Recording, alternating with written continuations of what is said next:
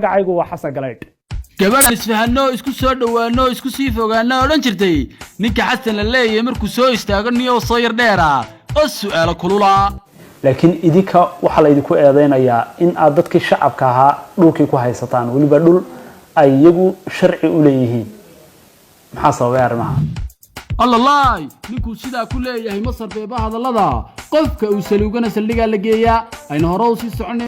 مقعي سوا حسن سليبان هارون حسن قلايد وحاو كل شيء دقمة قريالي سندي كو سقال بقول سيديتن يا سقالكي وصحافي كهول قداها مقالة هرقيسا taabonidi lahaantiinba meel ka soo aad joogtaan kuna soo dhawaada war wixii naga soo gaaray cariga Soomaalida iyo waliba caalamka intiisa kale warku waxa uu ka imanayaa xarunta dhexe ee telefishinka Home Cable uu ku leeyahay magaalada Hargeysa waxaana Xasan Galaay oo aan inay madax badan ka guuraan guryahooda marka uu barto si aanu mar kale u oran warka keena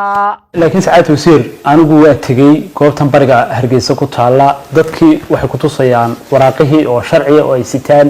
oo dawladdu siisay oo ay dhulkan ku milkiyeen qaar way iibsadeen qaarna iyaga horu lahaa oo loo sharciyay markay sidaa tahay miyaanay habboonayn in aadama ka iibsataan ama dhul bedel siisaan meena ka qaadaan baa xuquuq qofka muwaadin inaanu ka qaadano sabab isagoo arkaya sidii ugu jawaabay ayuu wali su'aaliyo sabab uu ku leeyahay ninku xuniya badana Clyde qof muwaadin oo dhul iibsaday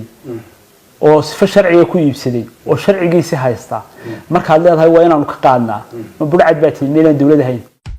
hal abuurkan hal adaygan hadal yaqaankii waa saxafi rug cadaaya muddo badanna ka soo shaqeynaya hal TV ma saxafiinta kolba meel u booda ama se TV badan ka soo shaqeeya waa saxafi dhidibada iyo udubka u aastay TV-ga caanka Home Cable TV gabiyaha waxaan inta ku soo gabagabeynaya ka sheekinka saxafiga caanka Xasan Galayd waaniga wareer gooyalka daawanaysa waduriya filmisa diyaay tahay markii koobaad aad soo booqatay waxaan soo baahiyaa muuqaal maalin la si aad ula socoto fadlan ku soo biir page-ka habeenka iyo maalintaaduba ha ku wacnaadaan